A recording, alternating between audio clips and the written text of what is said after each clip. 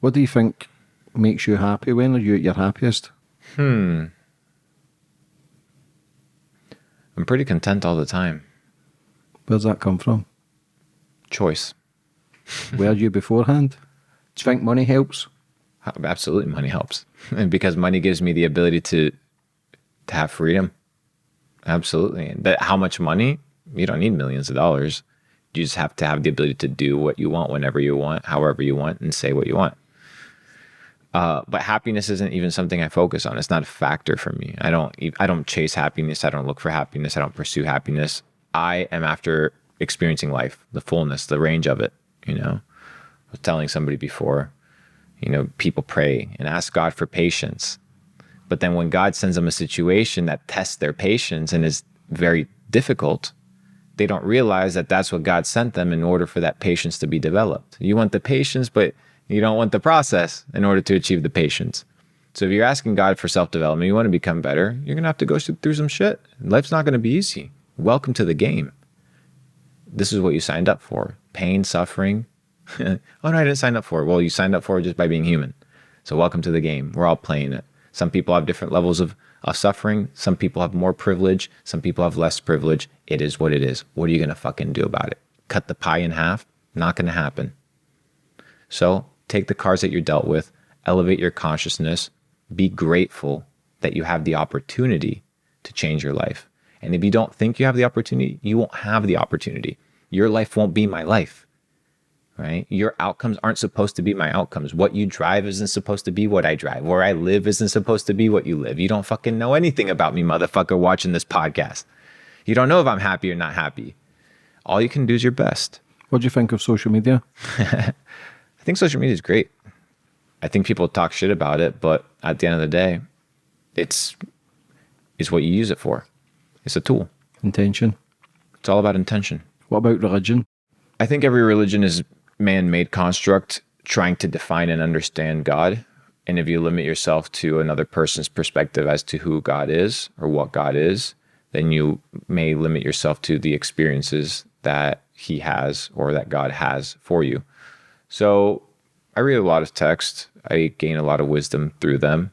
But yeah, you know, whether you look at the Catholic Church and the history of it and indulgences and how they were charging people entry fees to go to heaven, which is absolutely fucked, you begin to question the entire system.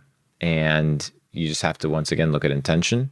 And then secondly, ask yourself, do I need a middleman? Do I need another person in order to have a relationship with God? The answer is, in my opinion, no. But you have to develop it.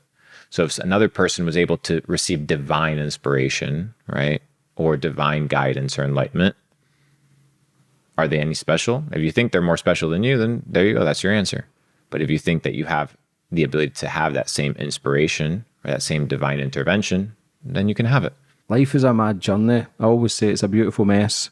It's just trying to find the balance of trying to find your true purpose and being at your true source, because it just, do you feel as if we can question it too much though and look into it too much without just enjoying the beauty of it?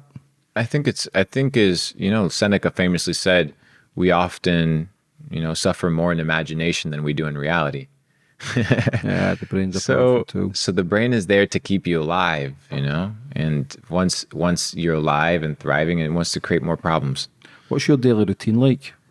Dude, I've been traveling every single day. My routine is very simple. I wake up, do my stretching, non-negotiable, 10 minutes, maybe 20 minutes of sunlight, and then straight to work.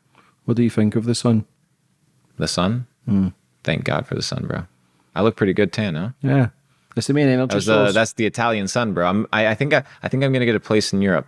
I just got back from Italy, and I was in the US, and bro, everything's just so dead. Everything is created for profit.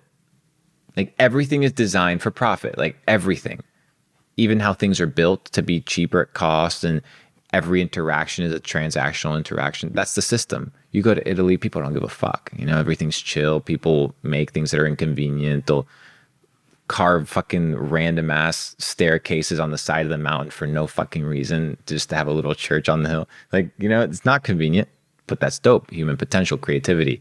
So these are the things I go there. I'm inspired. I'm like, there's a reason why the kings of old lived in Greece and in Italy and in Rome. Why were they there? I'm going to go there. I'm a king. Why not?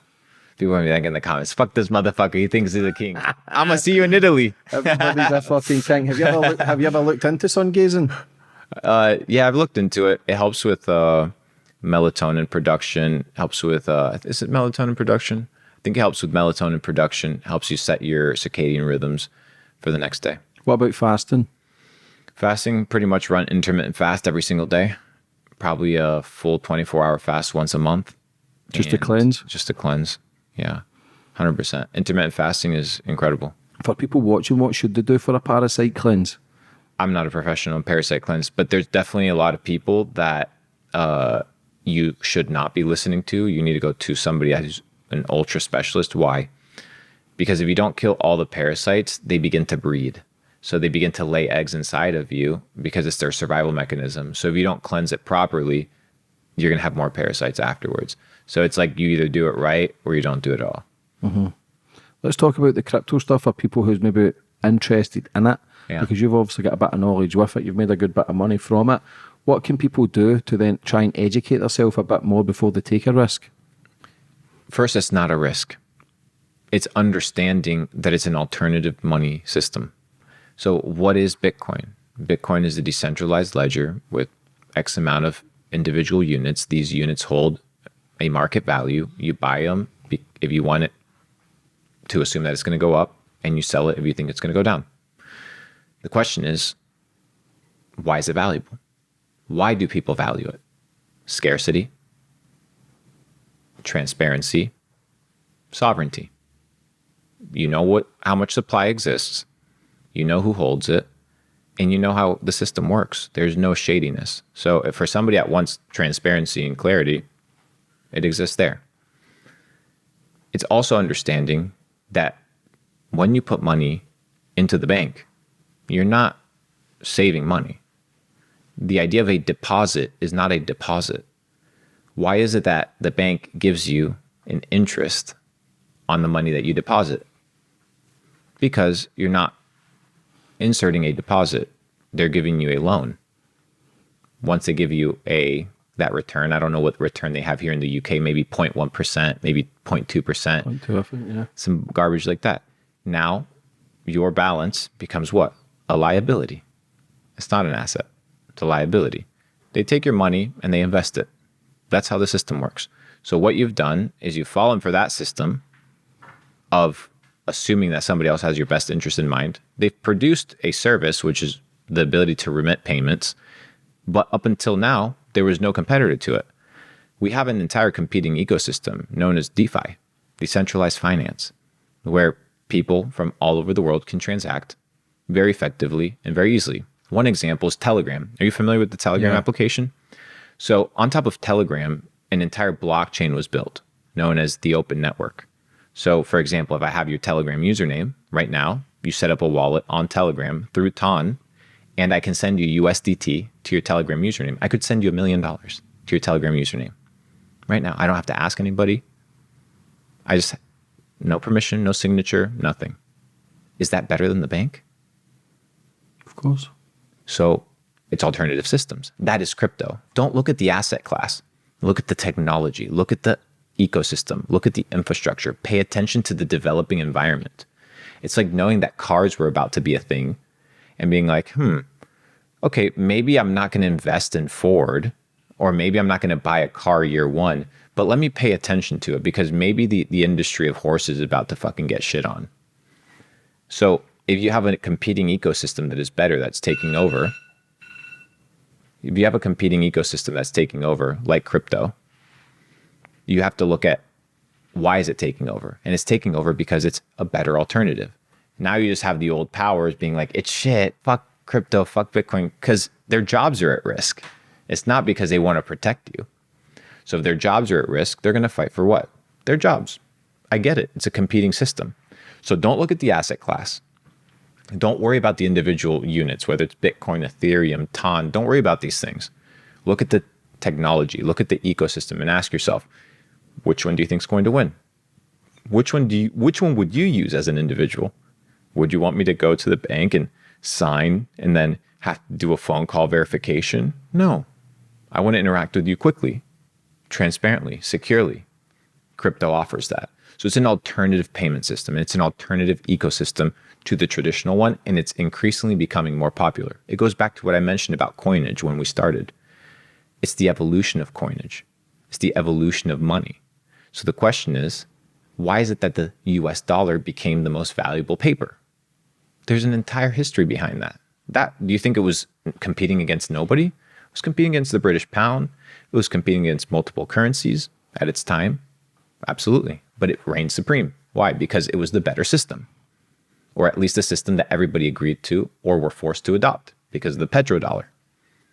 So now we have an alternative system that's emerging. And I think the alternative system has a real chance at winning because it's pure. It's authentic. We're talking about authenticity wins.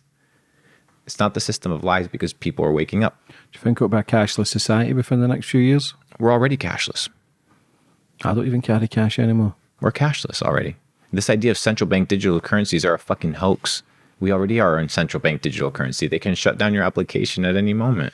Do you think that, Go fucking try and pull $20,000 cash, dude. It's like you're stealing. yeah, I can't lift more than insane, 5,000 bro. out the bank without the questions and It's like they think you're stealing. They think you're about to do something crazy. What do you think of the City of London?